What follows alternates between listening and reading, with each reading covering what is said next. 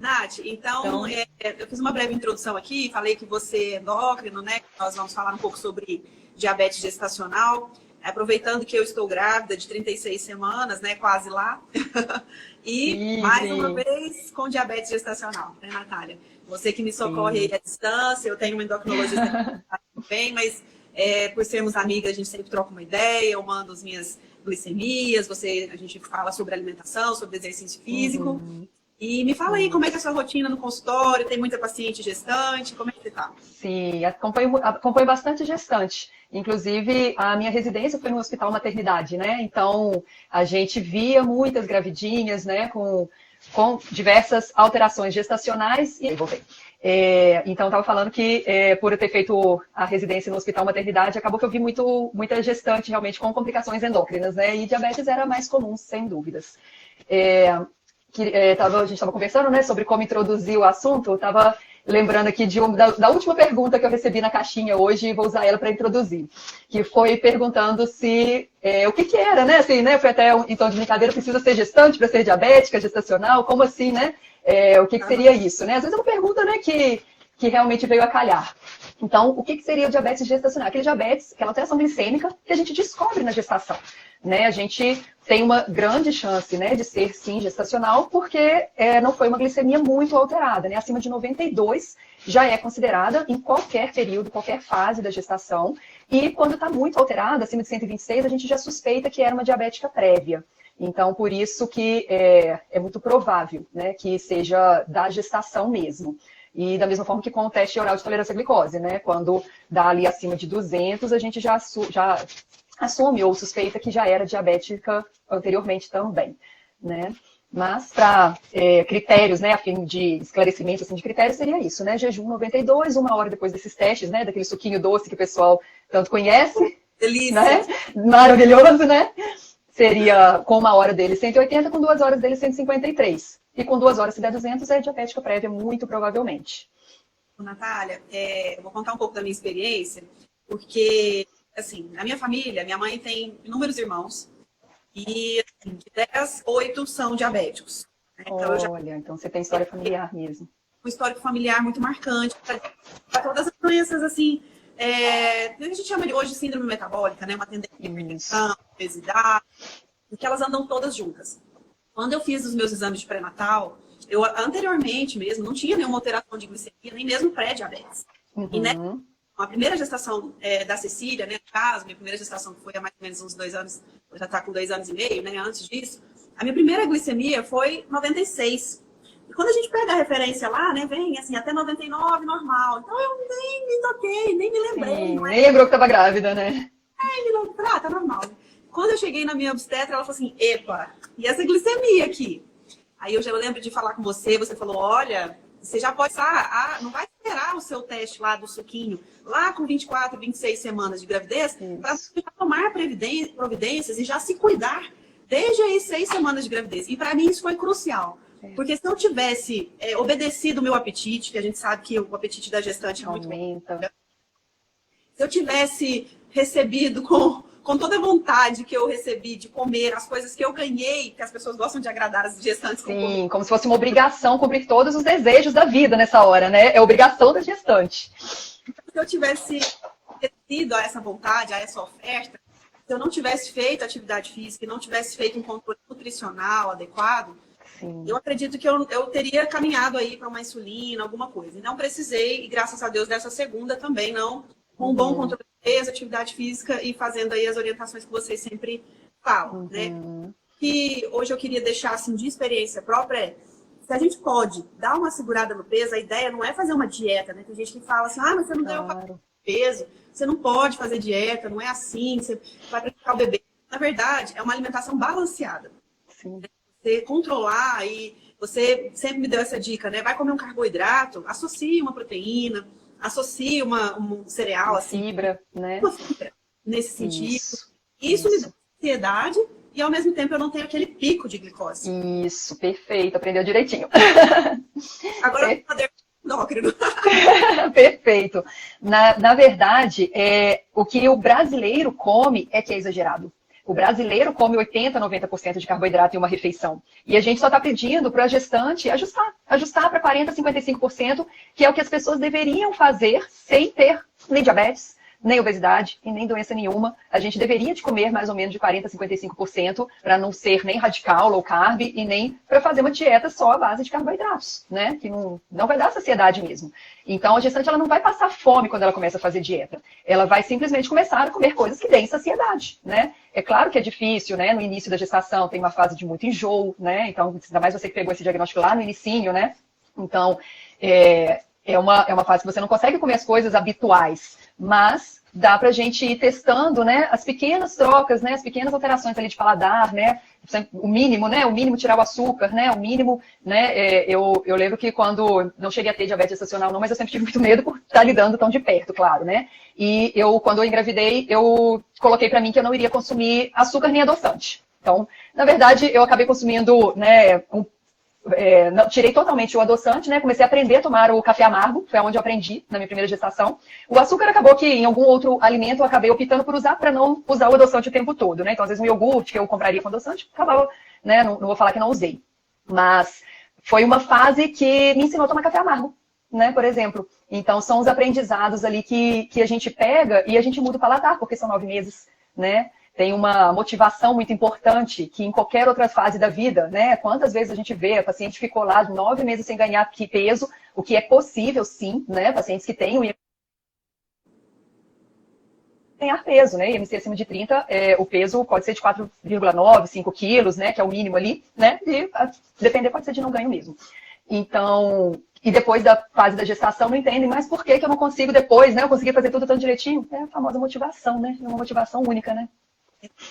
Que você falou aí do início da gravidez, eu estou aí com várias grávidas, estou vendo que algumas estão entrando, colegas médicos, a doutora Suzy está grávida, que bom que você está aqui. Que ótimo. E eu vejo que mesmo a gente tendo, assim, um conhecimento, já passamos, né, tivemos na faculdade, temos uma certa orientação profissional, é uma dificuldade esse início de gravidez, porque você tem aquele paladar, você está enjoando, e às vezes você acaba optando por fruta. E aí, a gente tem que lembrar que as frutas também têm uma carga glicêmica, algumas muito mais. Isso.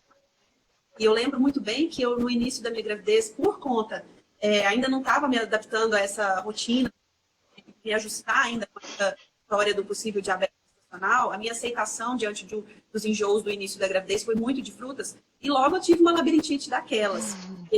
Pico glicêmico, né? E me toquei que essa labirintite também podia ser por conta disso.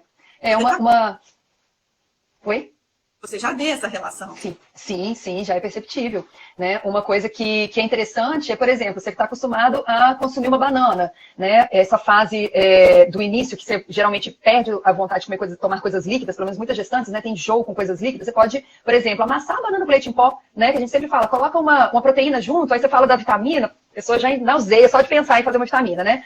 Então, amassa uma banana com leite em pó, né? Ela já vai baixar o índice glicêmico ali da banana, coloca uma aveia amassada, é como se fosse uma vitamina sólida, né? Então, a gente tentar adaptar mesmo dentro do que a gente tem. Não dá para tomar o líquido, a gente faz de uma outra cara a comida, né? E às vezes um mingau de aveia, às vezes alguma coisa assim, né? Lembrando sempre disso, proteína e fibra associada ao carboidrato, né? Exercício físico que ajuda demais, né? Teve aí no finalzinho também, né, de que começou a dar uma subidinha, a gente foi tentando pontuar onde que a gente pode melhorar, fomos aqui, fomos ali na alimentação, opa, o exercício. Estava fazendo já, mas a gente viu que a gente conseguia fazer mais dias da semana, e aí foi onde você retomou, né, o controle de novo. Eu entrei em contato com a Natália porque a gente fazia, né, faço até hoje a glicemia que eu acordo, né, em jejum, após as refeições, né, depois do almoço, depois do jantar, principalmente.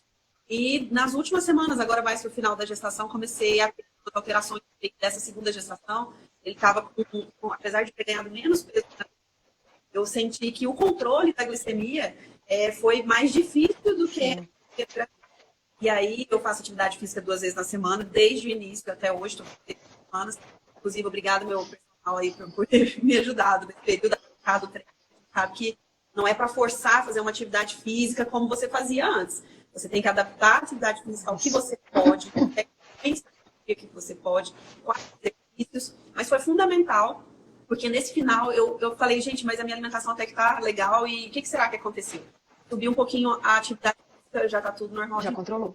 E é onde...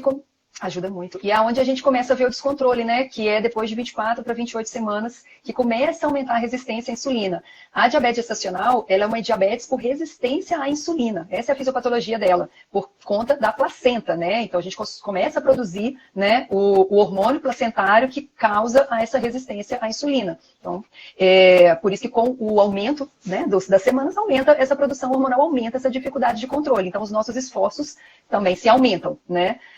O exercício físico, ele idealmente, né, ele deveria, né, sempre estar vindo com a mulher, né, quando ela está tentando engravidar, eu sempre falo isso, né, às vezes vem muitas mães perguntando, né, tive diabetes gestacional, né, não quero ter de novo, ou tem uma família que tem, né, então quais são os... Tô recapitulando aqui as perguntas que eu recebi, né, na caixinha de perguntas, né, os fatores de risco ali, né, às vezes vem as mulheres com os fatores de risco, que é idade acima de 25 anos, então para hoje em dia, né, as mulheres estão praticamente todas engravidando acima dos 25 anos, né. História familiar, né, de diabetes, né, principalmente mãe e irmãs, baixa estatura, história pessoal de diabetes gestacional, tá?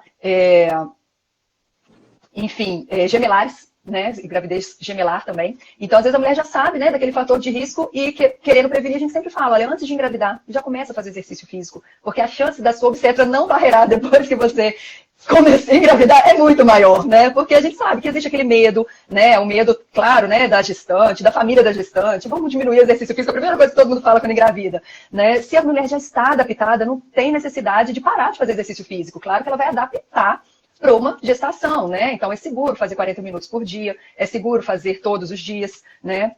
A gente vai cuidar ali das roupas para não superaquecer, né? Até para se hidratar antes e depois, se alimentar antes e depois, né? A gente vai cuidar disso tudo. Intensidade moderada, né? O que é uma intensidade moderada? Você consegue fazer o exercício e conversar. Isso é uma intensidade moderada, né? Então, então, assim, claro que a gente não vai correr, né? Uma corrida, fazer um spinning como você fazia antes. Mas se você já tiver essa aptidão física, é muito mais fácil de você não ter uma proibição para continuar, né? Vai ser orientada, né? Quando que também tem que parar, né? Se tiver algum sangramento, se tiver algum desconforto, né? Então, tem toda essa orientação que já vem junto quando a gente começa a orientar uma gestante. Para controlar os batimentos, né? Isso. A gente pode fazer batimentos, o ambiente, né? No seu ambiente, tipo um box de crossfit, assim, muito, muito quente, no ambiente ideal, né? Fazer agachamento com muita carga, muita prensa muito exercício. Mas não é essa a proposta, né? Então, muita gente se assusta, igual você está dizendo, mas vai continuar a fazer atividade física, é lógico, você teve algum treinamento logo no começo, a gente não está dizendo para forçar e fazer. Cada um é com a liberação do obstetra, né? A gente só está dizendo que se a pessoa já está apta previamente, a maior chance é que ela continue apta depois, né? Até porque, né, Natália, a gente mesmo controlando a alimentação é um extra. A atividade física é um extra. Às vezes só... É muito mais que meio caminho, né? Andar. É muito mais leve. Física é fundamental para uma gestante. Tanto para o controle emocional, do estresse, né? Quanto para o controle ali para facilitar, né, um trabalho de parto, né? Uma mulher que queira fazer um parto normal, facilitar até mesmo ganho cardiopulmonar para qualquer, né, tipo de parto, cesáreo ou normal, né? Ter condicionamento para aquele momento ali no final que vai ficar faltando um pouco ali do ar, dar uma dispneia, né, no final. Então, quanto mais condicionamento físico tiver, melhor. Também para as dores, né, que a gente vai sentindo, coluna, ter um fortalecimento do braço, né, que a gente acha assim, coluna, só perna, não, você querendo ou não, a gente sabe que tem criança que posturas dolorosas, né, tá dolorida, você vai para uma atividade física também, longa. Isso. Então, são exercícios adaptados que ajudam muito. Isso. E sempre com orientação, porque é uma coisa também que eu vejo muitas gestantes terem uma certa confusão em relação a se é yoga, se é pilates, eu posso fazer sem orientação. Não. Até yoga a gente tem posições, a gente tem que avisar o professor se engravidar, né? O pilates tem posições que não vão favorecer retorno venoso, tem posições que são até perigosas. Então, tudo tem que ser com orientação do profissional.